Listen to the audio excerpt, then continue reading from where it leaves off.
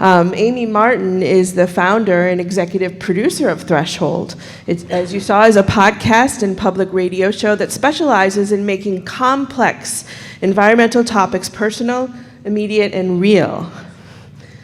That was a very real experience to hear the reactions, and that was wonderful. Each season, Threshold explores one story of pivotal change from the natural world.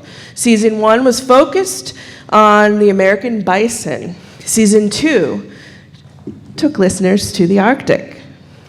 The Montana Broadcasters Association named Threshold Best Non-Commercial Radio Program of the Year in June 2017. In addition to producing Threshold, Amy files stories for NPR's All Things Considered, and also PRI's The World, Here and Now. How many people listen to those podcasts? Yay! Great show of hands. And she also does projects for other radio outlets. In 2016, she was selected for the Scripps Fellowship in Environmental Journalism at the University of Colorado Boulder, and she's been invited to give presentations about her work at the International Wildlife Film Festival and at her alma mater, Augustana College, and on the TEDx stage. So without further ado, let's give a warm welcome to Amy Martin. Thank you.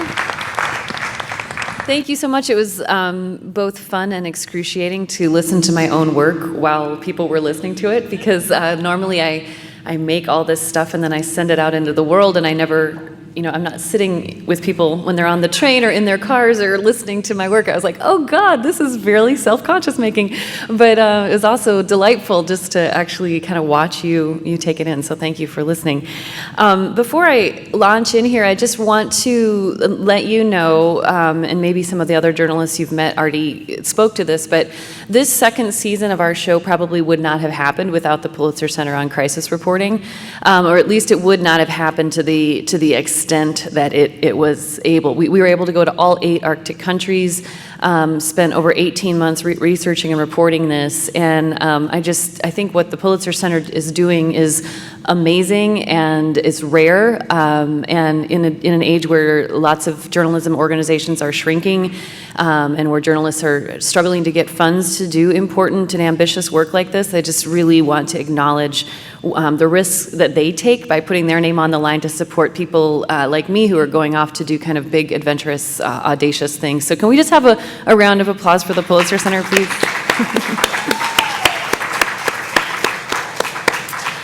So, as you know, my name is Amy Martin. I'm the executive producer of this podcast and radio show called Threshold. And the idea on Threshold is we tackle one pressing environmental issue each season, and we go in really deep into that issue.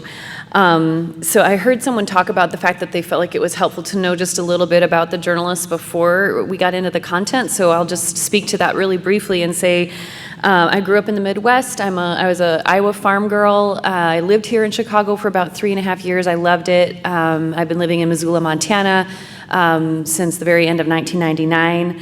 I started this show in 2016 with no money, no staff, no institutional support, nothing, just an idea. I feel like that there's a real dearth of in-depth reporting about the environment, especially in the audio world, and especially that really brings in a narrative focus. I think so often when we think about environment, it becomes like there's a little category in our brain that's full of like data and charts and maybe Al Gore going up and down on a lift in front of a scary movie. But environment is all of us. It's in our bodies. It's in our food. There's environment in Chicago and inner city New York, as well as the mountains and rivers of Missoula, Montana. And I actually think that what is happening in our relationships with the environmental world, I think that these are the defining issues of our time. I think it's the master narrative of our era, and in 100 years, people are going to look back and wonder how we could have been talking about anything else. The presidential elections are going to come and go, and all the different international, squabbles we have are going to come and go, but at the end of the day, we have to figure out how we're going to survive as species on this planet. But I didn't only start this show out of those sort of fears and concerns and worries. I also started it because I grew up on a farm. I've always had this personal, intimate relationship with non-human living things, and I think many of us do. And I'm just fascinated by those stories about how we connect with other creatures and with our places and with all of the forces of nature around us. I think those stories are often very complex and beautiful and sometimes heartbreaking. I think that they're just as emotional and revealing as our relationships with one another, and they're complex. They're sometimes even almost Shakespearean, the dramas that we get into with other places, with creatures. And I look at that, and as a storyteller, I just see so much rich material of like, there's great stories to be told here and important stories to be told. So that's kind of some of the background on why I started Threshold. So I'm going to just talk to you a little bit. I'm going to focus on season 2, the season in the Arctic. And this is the Greenland ice sheet. This is not what I was looking at in the little bit of tape you just heard.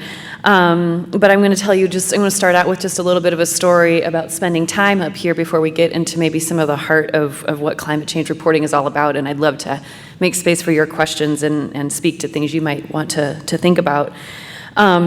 So this ice sheet, as you heard, is huge. It's about the same size as Alaska. And I was really, really excited. I kind of pushed and prodded my way into an experience with three scientists and 3 scientists in training who are going to go. They're doing a multi-year project on the ice sheet. And when I first reached out to them, I heard about it, and I said, I want to come with you. Can I please come with you? And the answer was like, well, that's very nice that you're interested. No. This is a National Science Foundation grant. We can't take any more people. We're leaving in a month and a half.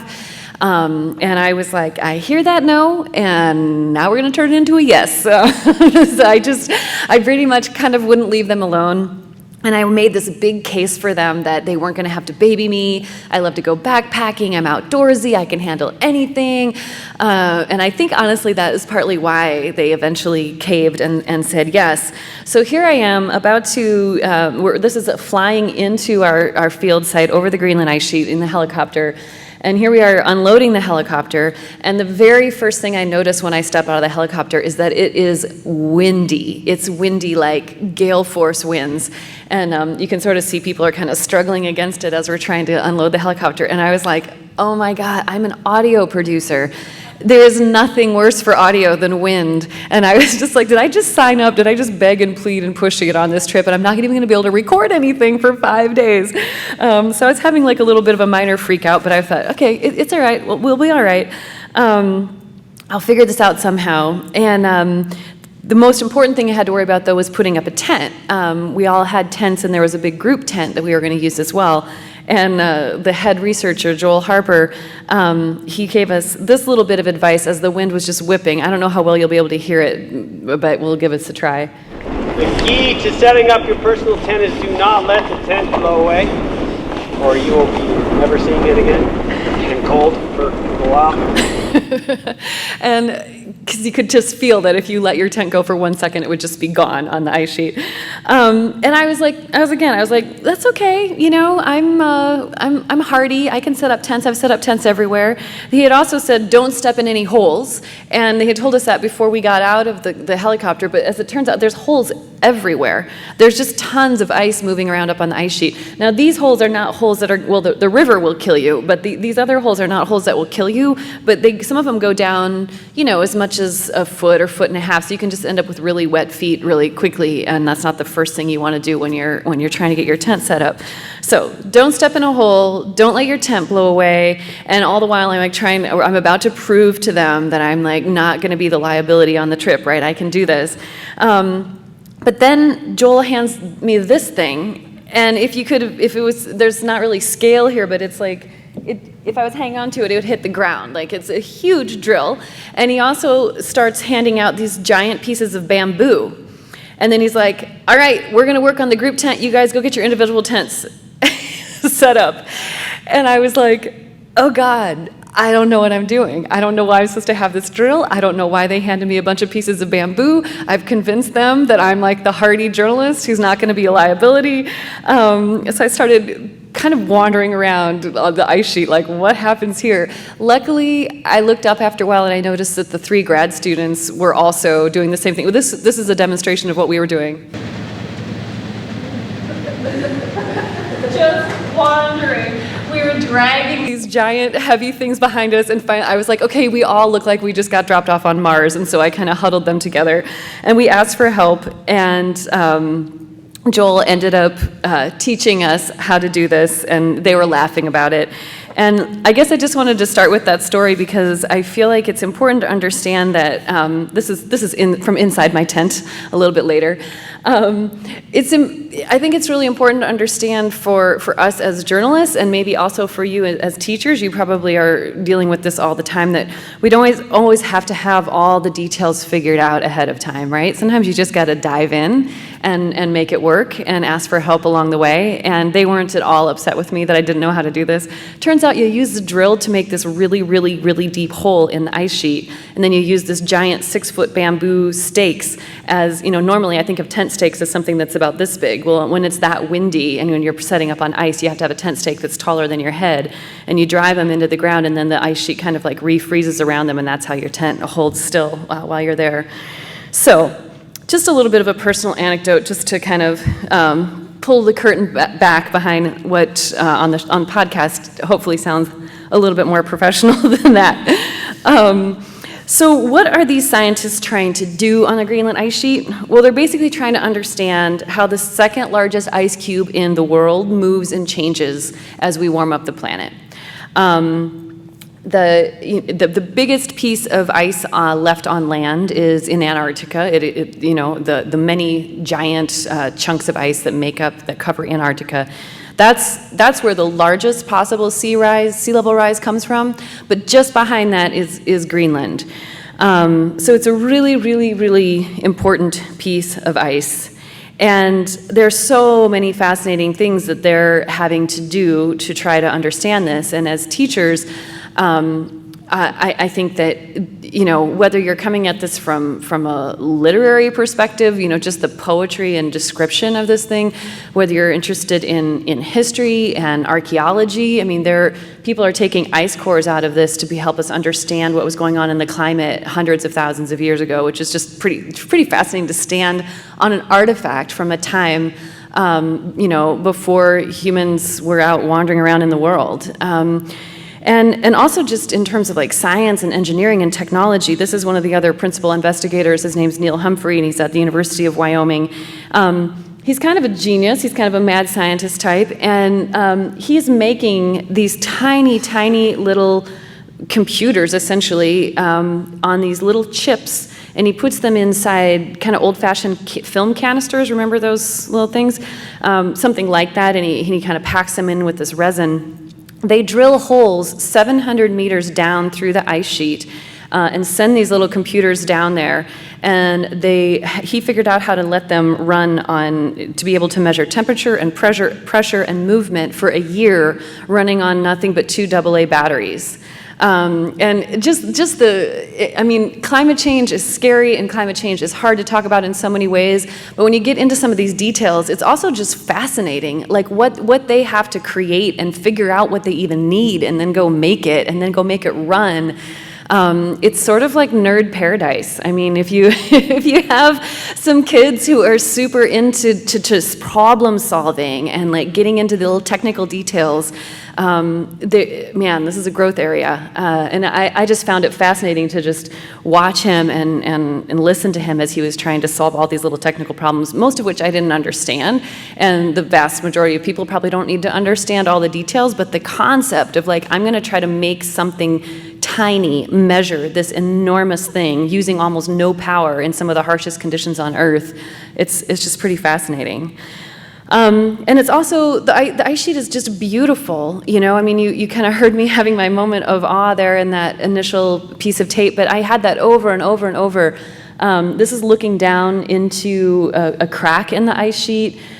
These things are very scary. You can actually, people do die by slipping into cracks that are a little bit bigger than this. And it's a big, powerful force, and it's just interesting to be standing on something that is completely silent and at the same time has all this power. It's shaping the earth underneath it. In fact, it's so heavy, it's compressing the earth. I don't know if you've heard of this term, isostatic rebound, but as ice sheets melt, they're so heavy that when they melt and that water runs off of them, the land actually bounces back.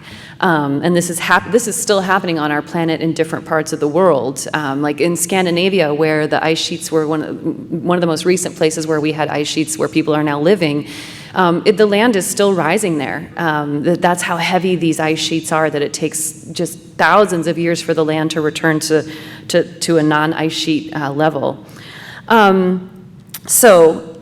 think that this clip was in that initial little bit of audio you heard, but I'm just going to play it one more time. If you took all this ice and converted it to water and added it to the ocean, sea level would come up 7 meters.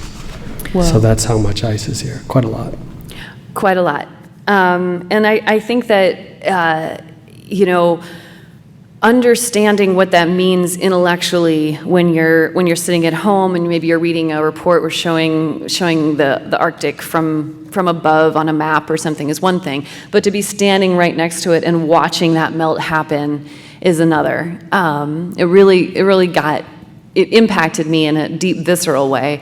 And I really think that as teachers, as journalists, as all of us who are trying to do communication and learning around these issues, the more we can bring ourselves, our students, our audiences into that tangible physical experience, I think that's really key for opening up the conversation. Because if we could sit and have an argument about like numbers and data, but if you take people into the physical experience of it, it kind of, even if people have disagreements about some of the questions or issues around it, you can really kind of cut through some of that by having a shared physical experience. But whether it's the beauty of a place or this fear, like we had to jump over this at some point, and I stood on the edge like so scared for so long, because if you slip, it's just ice. You can't get out of it. And they told us actually this is one of the number one ways that people die on the ice sheet is they try to jump over these little creeks and rivers. And it's not like a regular creek where if you fall in, you can find your footing and get back up. You're just on a slippery slope, and you go and go and go until it goes into a hole in the ice sheet, and then you're never heard from again. So I think, when you're talking to different audiences and different people with different perspectives, just getting into some of those details of what it's like to actually deal in the physical world with the issues we're talking about. Obviously, it's hard and it's expensive to go to the Arctic, but there's all kinds of things about climate change that are accessible and tangible right in our communities. What I was going to do at this point was what Hannah already did, which I think I'll go ahead and do it again, though, which is just, I want to ask you, when you hear the word Arctic, what comes to mind when you hear that word, Arctic? Ice. Anything else? Beauty. Cold. What was the last one? Hostile. Interesting. Yeah. So that's a pretty good representation of the kinds of things that I hear from people whenever I ask them about this. And I actually did quite a bit of like walking around with my microphone. And often when I would just come up to people on the street with my microphone and be like, what do you think of when you hear the word Arctic? It was mainly things like that. And what people don't tend to say is people. And I so appreciated the questions that came up from that back table. People don't really seem to think or know that there are people who live in the Arctic. And there are 4 million people who live there. In fact, human beings have lived in the Arctic for a very, very, very long time. There have been people living in the Arctic long before there were people in North America. As human beings evolved and moved out of Africa and started spreading out around the world, there's increasing evidence that people didn't just visit, but actually lived and stayed in the Siberian Arctic like 40,000 years ago. So at that point, there was still the ice bridge that was, or the ice sheet that was blocking migration into the Americas. And so long before we had people in this part of the world, there were other people that were living in some of the harshest, coldest environments possible. And that was in a time when the climate was cooler, and so it was even harder to live up there.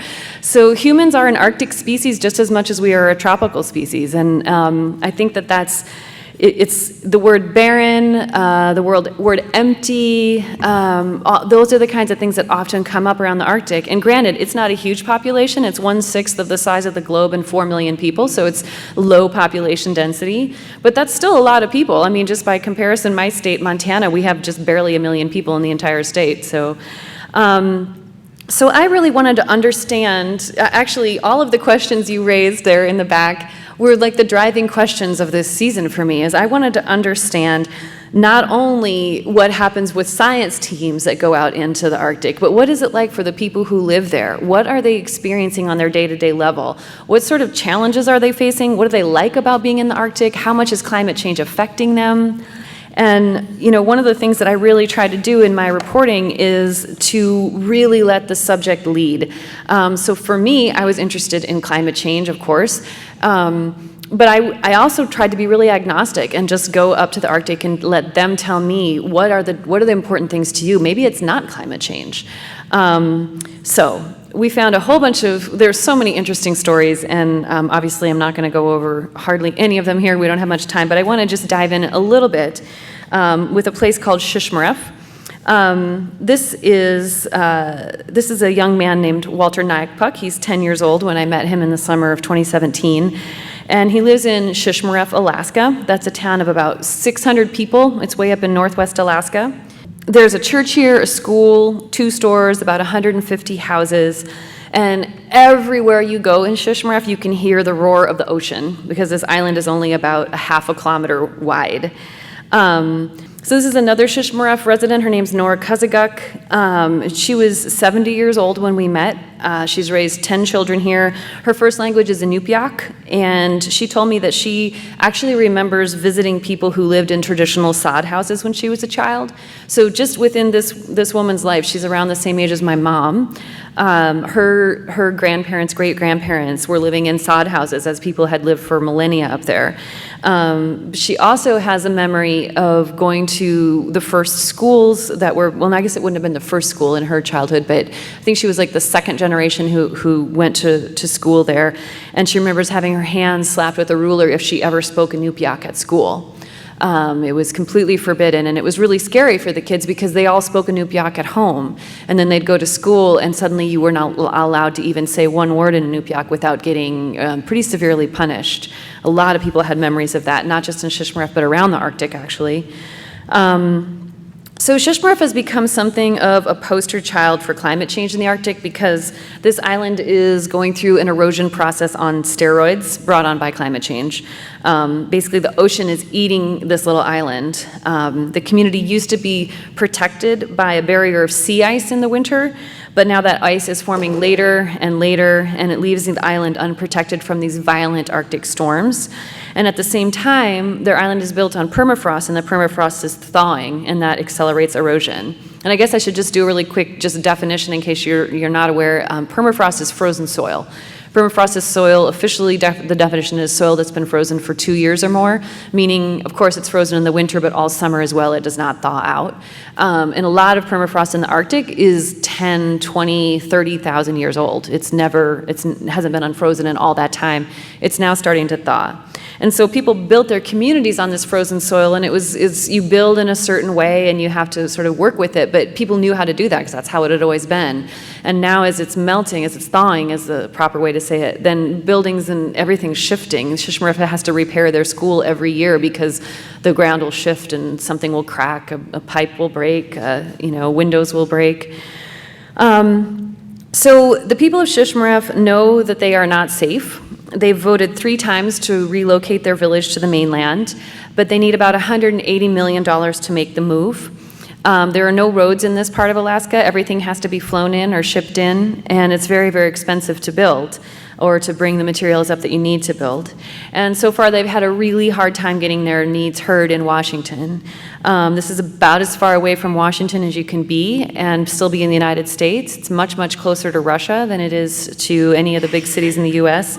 There are at least 30 other communities in coastal Alaska that are facing the same situation, where they really, the government has done multiple reports about this, and it's very clear, like they call it imminent threat, meaning at any point, possibly this winter, there could be a huge storm and waves could come right over the top of this island and people will lose their lives if that happens.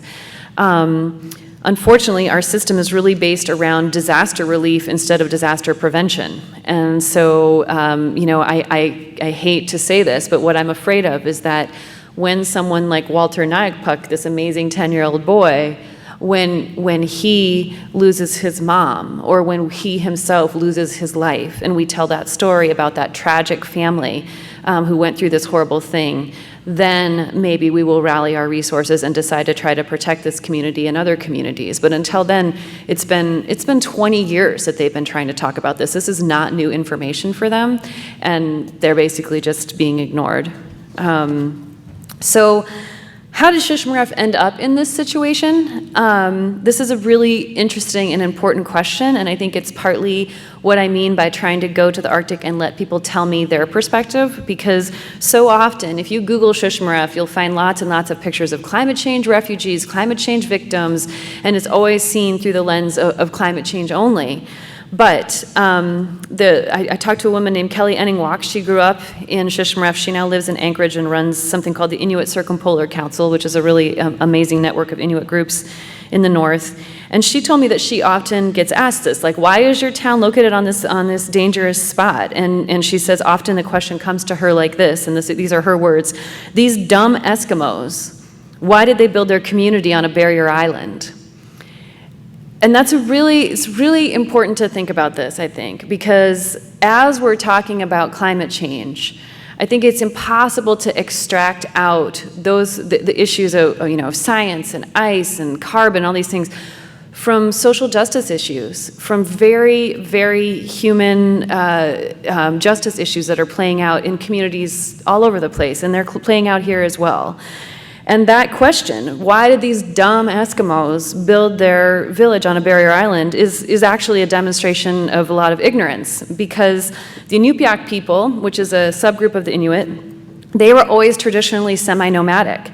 In fact, movement was one of their key survival skills. They knew that to survive in this environment, you had to be flexible and you had to be nimble. So they didn't have a permanent settlement. They moved depending on what the seasons told them. They didn't just move randomly. They had specific spots they went. They had places where they could go find food and places where they could find good shelter when they needed in the winter. So it wasn't until the early 1900s when the Lutheran Church and the US government came to this area that they said, well, you basically have to stop living this way. We're going to make you fit into our idea of what it means to be a modern society.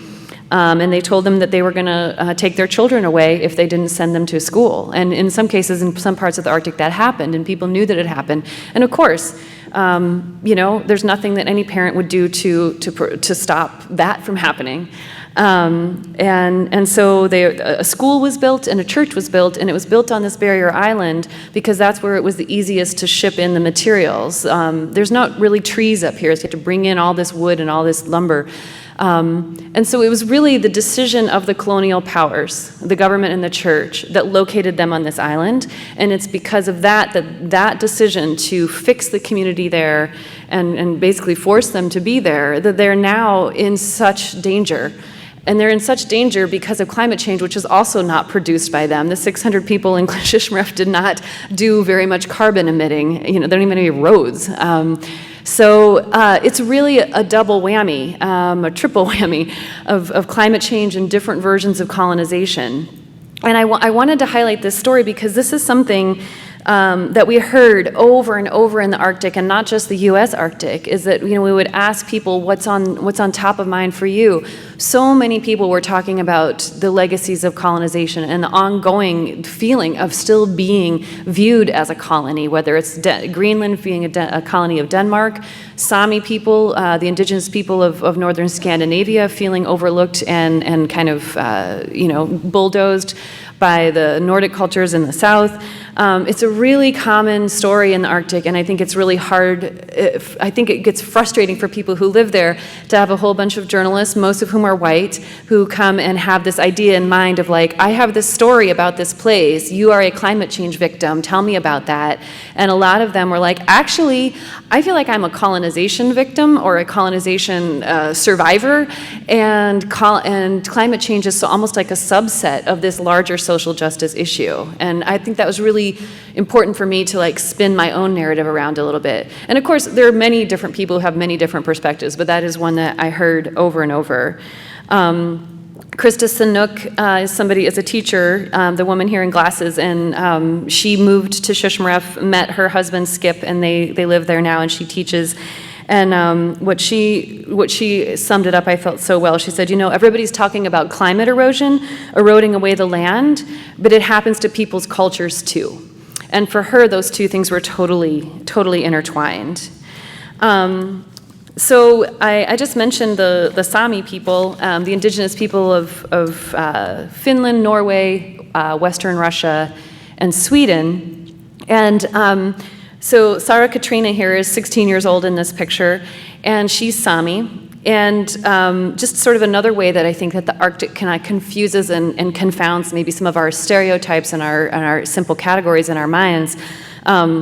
Obviously, Sarah Katrina is white, she's indigenous, and I think that that's something that a lot of people, when I've talked to other kids especially, we hear the word indigenous and we immediately assume not white. And she said that she actually gets that quite a bit, like, you can't be indigenous, you're white. But the Sami people were there long before the people that we think of as the Vikings and then other Nordic groups who came in. And they went through the same colonization process that a lot of Native Americans did. They had their drums taken away, their music taken away, their religion was forbidden, and they also were forced to go to boarding schools. So I think it's just really important to understand that maybe some of our stereotypes of what we think, what we think it means to be Arctic, what we think it means to be modern, these are all, it all gets jumbled up there. We spent the whole day working on their Sami reindeer herding lands, and then when we went to have a break, she would be on her phone checking Facebook. It's like, it's all, everybody is both modern, not everybody, there's a lot of people who are living both modern lives and kind of continuing ancient traditions. I think I have a quote from Sarah here. I think that everything we do with the reindeer and in the reindeer herding life is special and have a meaning. That is something I want to take care of. So just to say a little bit more about how climate change is impacting the Sami, warmer temperatures, you would think if you're an animal like a reindeer that lives outside in the Arctic, you'd be like stoked about warmer temperatures, right? It's hard to survive when it's cold. But reindeer have evolved to live in this cold climate. And they actually, it's the same animal as caribou, what we call caribou on the North American side. It's just a slightly different sort of subspecies. And one of the native groups in northern Canada, actually, they gave us the word caribou, and in that language, which I'm forgetting what it is, it means snow shoveler. That's what the word means, because that's what they are able to do with their antlers. They can just move massive amounts of snow away and get down to these lichens that continue to grow throughout the winter. And that's how this animal survives, is they eat as much as they possibly can during the summer, and then they eat these little lichens at the bottom of the snow in the winter. But what happens with climate change is that it's now, in many places, is raining into the fall, into the early winter, when it used to always snow. And then when it does freeze up, there's this really hard-packed layer. Sometimes it's an actual layer of ice or just really hard-packed wet snow that gets frozen. And there's two things that happen with that. The reindeer have incredible senses of smell, but if the lichen is completely covered over with ice, they can't smell where they're supposed to dig. Or even if they can smell it, they'll start digging away the snow, and they'll dig and dig and dig, and it's a massive energy expenditure. And then they get down there and they can't break through that last hard layer of ice. And so they're just exhausting themselves. And the result is for reindeer herders, it's sort of a semi-domesticated relationship with the animal. The animals basically run free, but then at certain times of year they gather them up and they harvest some animals for food, and they mark their ear just to show which animals belong to whom. And so since they have this semi-domesticated relationship, they actually are now starting to do things like bringing out hay and food pellets and feeding them in the winter. And then you're not really herding reindeer anymore, you're farming reindeer. And it's a really different, it's just totally disrupting their traditions. But it's either that or watch your animals starve. In the North American Arctic, there's lots of different caribou herds, and they're going through, some caribou herds are doing fine, some are not, but people don't go out and feed the caribou, in North America. So there's a real concern that the climate change could, devastate this animal that's been around for very, very long time. But kind of like with Shishmaref, there's all kinds of interesting layers that are coming together here. This family, the Alexanderson family, they moved to this specific place to try to herd their reindeer because as the Sami have been colonized, the Norwegian government has basically tried to make designated areas for reindeer herding. So it used to be the entire north, and they've just tried to say, okay, you can herd reindeer here and here and here and here and here. So there's a scarcity of places where people can herd their reindeer, and you have to get a permit to do these places. So this is actually not the greatest reindeer herding place in the world, but it was a place where they could get a permit. So they moved their entire family, their 3 kids, they left their parents, grandparents, their whole community, which is more in central Norway, came out to the coast to try to herd here. And then once they got out there, they discovered that one of the largest wind farms onshore wind farms in Europe is going in right where they're trying to herd their reindeer. And this family is very, very concerned about climate change, right? They're watching the effect of it on their animals. And the mother in this family, Ristin, is actually a noted climate change activist. She works within the church. She's met with the Pope around climate change. She's really concerned about climate change. So you'd think, oh, she's going to be totally for this wind farm. But in this case, they really feel like the whole permitting process to do the wind farm has not been fair. Local people haven't had a voice in it, and that they're really supposed to prioritize reindeer herding on this land, and they're not. And it's kind of one of these classic things where there's many possible places to build a wind farm, but it's easiest to build it in a place where the people who want to use that land don't have a lot of money, don't have a lot of power within the system, and are in an indigenous group that has been marginalized within the system. And so their question is yeah, let's have a wind farm. Why can't we have it in someone else's backyard? Why do we have to pit our indigenous traditional lifestyle against a renewable energy project?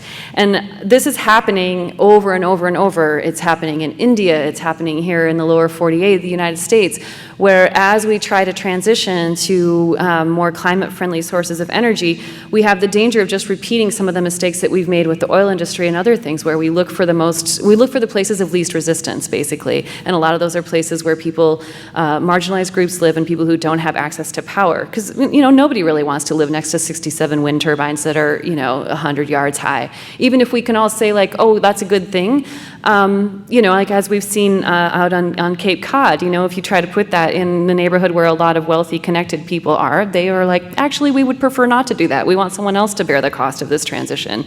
And what this family is saying is yes, we need to pursue this. Does it have to come at the cost of our livelihood? So I find all these layers of complexity fascinating. I know sometimes they're difficult, and I don't know how much you feel like you would be able to incorporate some of that into your classroom. But again, I think for me, it's a way that it kind of confounds some of our. I think that there's a real danger with environmental reporting and with climate change, thinking about climate change, that everybody thinks that they know where they stand, and everybody thinks that they kind of know.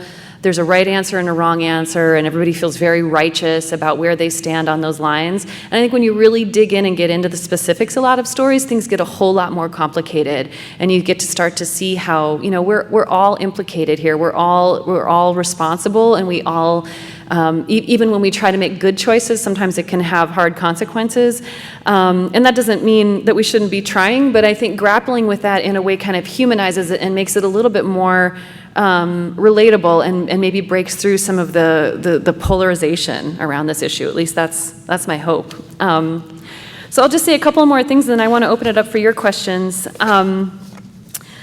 I guess I think it's really important to keep in mind when we think about the Arctic in particular, that when you hear, I hope the next time that you hear someone refer to it as a barren wasteland, that's kind of the stereotypical thing that people say, or as an empty region. There are people there, and there have been people there for a really long time, and that actually those people have a whole lot of expertise.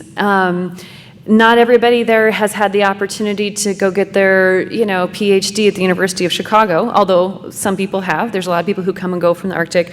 But whether or not they maybe have some of what is in the Western society considered, a formal education, the expertise and the intelligence and the education that comes from living in this place is amazing. And they've been honing the best methods for finding food, for making clothing and shelter, for building happy and healthy families and communities in this region. And I'm really curious to try to figure out what happens if we actually come into a place and listen to these people rather than assuming that we need to help them, or we need to save them, or we need to change them in some way. I think that there's a danger, even as we try to mitigate climate change, that it's possible to come in with that colonial mindset of like, I am the outsider who knows what you need, versus coming in and being like, you actually have expertise that could help the rest of us. The Arctic is warming twice as fast as the rest of the planet. Climate change is not a question, it's not a theory, it's nothing to argue over in the Arctic, it's just you're watching it happen around you. So how do people there, what have they learned about that? How are they grappling with it? They're so far ahead of us. They're so far ahead of us in terms of like understanding that this is something we just have to get our minds around and work on together. Just to kind of connect up with what I was saying at the beginning, we think of climate change, I think, often as a science story, and I think we often think of as environmental topics as like a science thing. I love science. I definitely try and weave a lot of science into my show, but I also think climate change, the Arctic, any kind of environmental story, these are relationship stories, and they're highly emotional. And I think that, in a way, to face the fear and the heaviness around some of this stuff, to me, it's really important to keep it in that realm of like, we are in relationship. We are in relationship with this giant chunk of ice. We just don't know about it yet. A lot of us are not aware of it yet. And so, and I think for me at least, when I think about things in those terms, there's energy, there's a possibility to move through it together versus just feeling so incredibly flattened by like one bit of horrible data after another that you can barely get out of bed in the morning. And I would even just venture an experiment of, could there be hope in this? Could there be hope in this moment that we're in around climate change? Because the more I learn about these different issues, the more interwoven our climate change crisis is with so many social justice issues that are also just demanding our attention. And really, the bill has come way past due for us to be thinking about how we're treating each other on this planet. And I don't really think we can solve one without the other. So maybe, just maybe, as a species, we can thread this incredible needle, and we can use the climate crisis as an opportunity to reset some of our basic ways that our societies are structured, and right historical wrongs, and get ourselves on a different track where all of the different voices and all the different forms of wisdom that our amazingly creative species produces actually have value and are heard and are incorporated into our systems of power, rather than this completely blunt Paleolithic mentality of that we come into an area and we just start wiping out who's ever there, and somebody's got to be the big strong guy and everybody else has to sort of bow down to that person. That is not working. That is what has led us into, not only migration crisis, refugee crisis, but the climate crisis itself.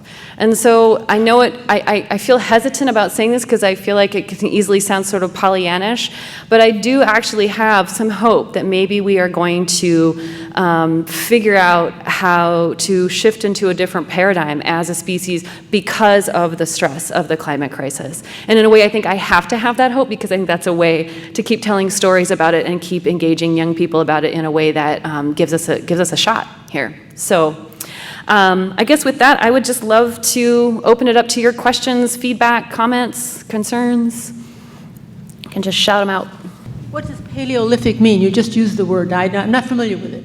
Oh, yeah, I probably didn't use it quite properly. That was a little bit of extemporaneous. But by Paleolithic, I just mean the era that is basically the Ice Age. So I think what I was referring to there was just the idea that, long, tens of thousands of years ago, I feel like when humans were, exploring the world and finding new places, I think that we tend to come toward each other with a lot of aggression and desire to dominate. And I'm just saying I don't know if we have to do that anymore. It doesn't seem to be working out so well.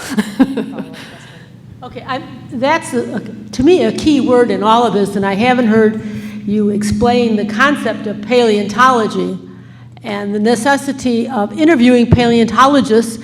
I'm starting to see that on TV, National Science and all, but not to understand the history of all of this, which is phenomenal, is to be blind. You can't ignore the history of the planet. Planet has a history, and you're not talking about that at all. And that's a very important concept, and it's there. Things were radically different. We've gone through this many times before, all this stuff of change, and people have to realize what the history of the planet is, not necessarily just they're a block. I completely agree, and I actually do talk about the history of the planet quite a bit in the second season of the show. I didn't focus on it that much in this talk, but yeah, I have a whole episode actually called Becoming Human, Becoming Arctic, which is talking a little bit about some of that. So maybe if you give that a listen, and then we can talk and see if you think I still need to cover it some more. But yeah, other thoughts? So as you said, that the people who live in the Arctic are the experts about their area. What do they say that we could do or should do about climate change? What are they saying we could? Well, I mean, a lot of people were asking me basically, like, what are y'all doing down there? Like, what's up with this? Like, especially because we went to all 8 Arctic countries. I can't tell you how many people who are not in the United States who just said, what's going on with your country? It seems like people don't believe in climate change. Like, I hear the presidents, like, they were just shocked. And so, I mean, I think one of the things that people were saying is, first of all, like, wake up to it. It's a fact. We're dealing with it. And, it's pretty simple. What we all need to do, we need to lower our carbon emissions. We just have to figure out a way to do it. So I think in specific places like the people of Shishmaref, we're definitely saying, like, we would really love to have some help getting our community moved. There's different sort of specific things in different places, but the fundamental thing that most people are saying is, like, really hope that we get on this whole lowering our carbon emissions thing because our place is getting wiped out. I think with the consultation of local people, and I mean, a lot of the limitation of carbon emissions, it doesn't have to happen in the Arctic. I mean, there's lots of it that can happen all over the world. So, but it's a good point. I mean, it was something that a lot of people said is like, if consult with us. If you're going to do something on our land, consult with us. That was definitely a message over and over. Yeah, okay, regarding the climate change, okay. The first stage is to establish the effects, which is what you have been doing, right? Okay, and the lady asking, okay, what should we do about it? That's stage 3. Okay, but we cannot skipping the stage 2, which is causal analysis, okay? And this part is the most difficult one. So without finding the major cause, we don't know what to do about it, okay, effectively. So therefore, okay, the next step is okay, once you really establish this effect by comparing to the past history, okay, then we can see how serious that is. Then the next one is do the causal analysis. Okay, what caused that? But the problem is kind of complicated. It's a complex system. So right now, either side cannot resolving the stage 2 problem because of both lack of the knowledge of how to do the causal analysis. So if you want to jump into the stage 3 right away, you might making lots of mistakes.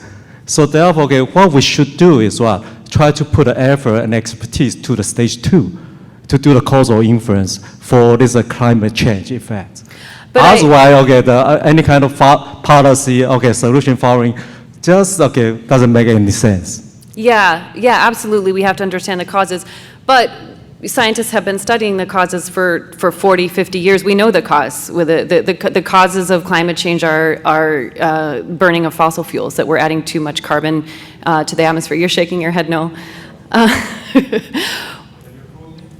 Pardon? Yeah, absolutely. I mean, if there's an absolute consensus among climate scientists that is the cause of climate change. I don't know if we want to get into a massive debate about that right now, but.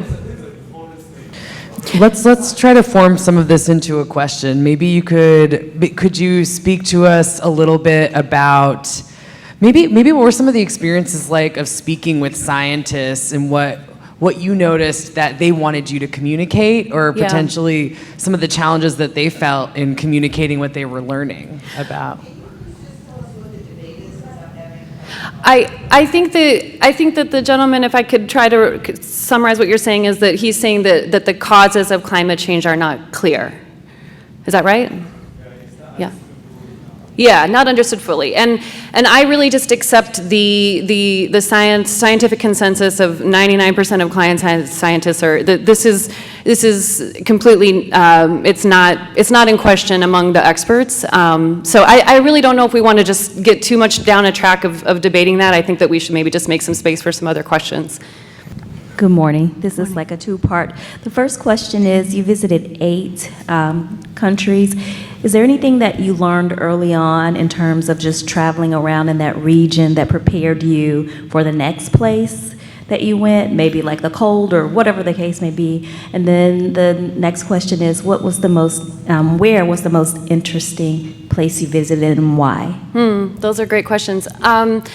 I think that in terms of, I was constantly learning and am constantly learning, and of course have more to learn, but I think one of the things that was immediately apparent to me, I started in Scandinavia, was that I just had to be really willing to continually admit my ignorance with people. And I didn't know anything about the Sami before I got there. I'd read a little bit but was interested, and just trying to be really transparent about not what I don't know, and ask for forgiveness ahead of time of, like, I might make some mistakes here, but can you help me learn? That continued to be useful throughout. Your second question was the most interesting place. Well, I was telling Fareed on the drive down here, I just fell in love with Greenland. The ice, the people. There are 56,000 people who live in this country. It's the biggest island in the world. There are no 2 communities that are connected by any roads. Everybody gets around by boat or by dog sled or by plane. And it's small communities living on the rim of this giant island with a huge ice sheet, a few miles away. It's just, everything about it is so unique, and people there were so incredibly kind and open and warm. And yeah, someday I might have to live in Greenland. So. But every place was fascinating for sure. This question. There you go.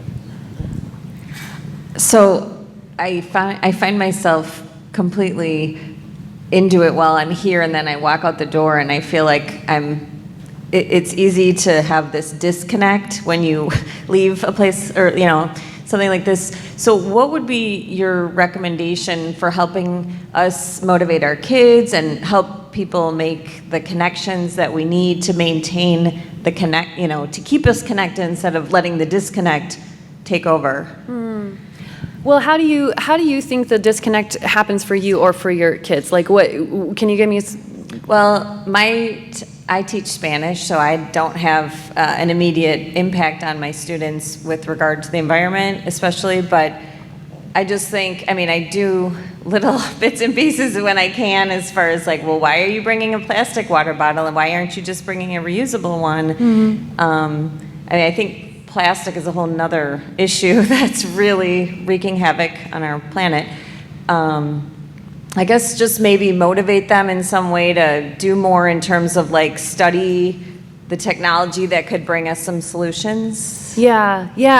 I mean, I think that it's in some ways, if students are given information, how could they not be interested? Because it's their future, you know? It's absolutely what they're going to be living with when we're all gone. And so I don't know if there's a way of, I actually think that this generation that's coming up is in a fascinating point in human history, in that their actions, our actions, their actions, we really have an outsized influence on our species right now, you know, that what we do and what we don't do has huge impacts on, I mean, that's always true, but I feel like right now it's a pivot point where if we get on this quickly enough, we could help to really mitigate some damage, and if we don't, we are just basically signing up to cause a lot of damage. And I mean, I think if kids get that and get motivated to be like, okay, we got to kind of get beyond the bickering and get down to solution making.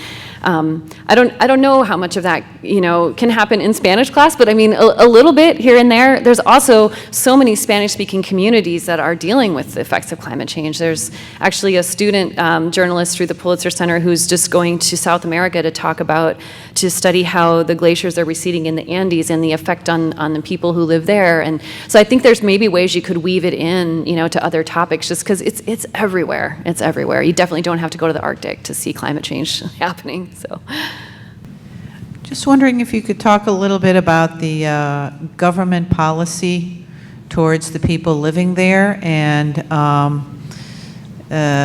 how they've responded to their concerns about climate change and other issues. Most governments are not kind to how they treat their indigenous populations, whether it's this one or Canada or anywhere else, and I'm just wondering if Greenland is the same.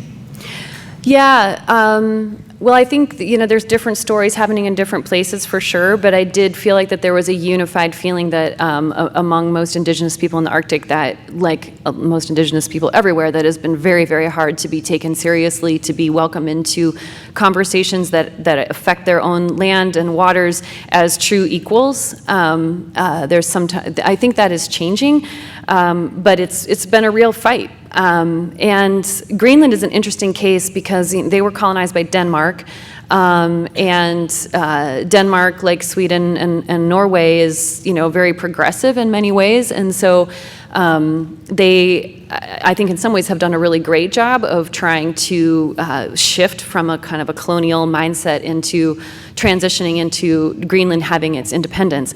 But Greenland, as I said, has 56,000 people in it, on the largest island in the world, and it's just really hard, just population-wise, to kind of have an impact when that's the size of your community. It's the entire nation has fewer people than like a mid-sized U.S. city, or small U.S. city for that matter. So.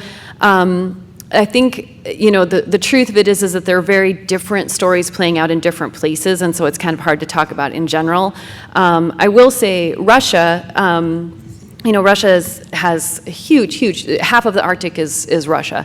And there are lots of indigenous rights issues happening in Russia as well. That is probably one of the places that's the hardest to report, because they do a really good job of keeping reporters out of areas where they don't want us poking around. So there's a whole lot that I don't know about that. I think in the U.S., you know, this whole situation in Shishmaref and the other coastal communities, you know, just to provide a little bit more context, there was, during the Obama administration, there was an actual real effort to try to get those communities the resources that they needed, and there was a council set up that included indigenous people that were really going to be coming in as true actors and having a strong voice in determining not just, you know, if they get aid, but how they get aid, and involving people in the decision making.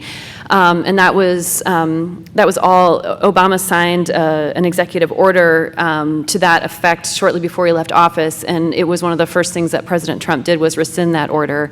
There was a scientist within the Department of the Interior named Joel Clement who was watching this happen, and it was in the first few months of the Trump administration.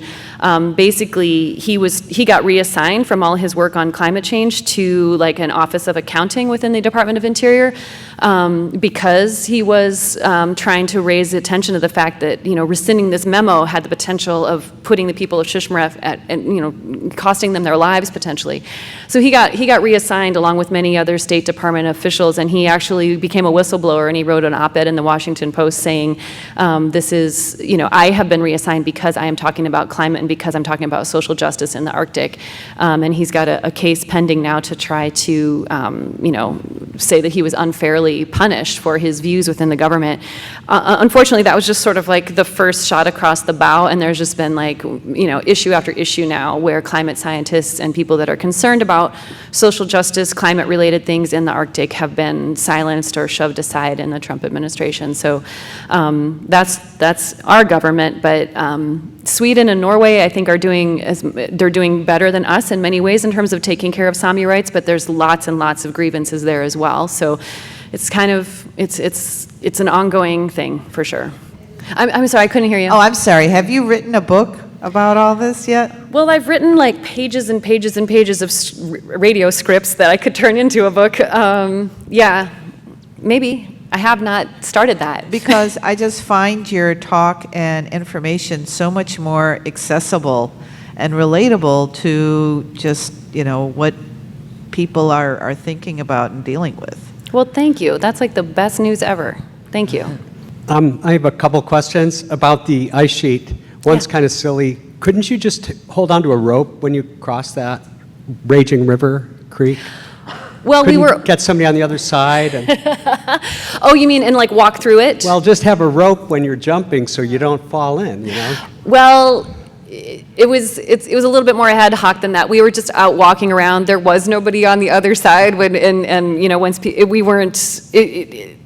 That we could have maybe done that. The thing of it is really though that you just shouldn't fall in. Like Okay. that's how people die. So.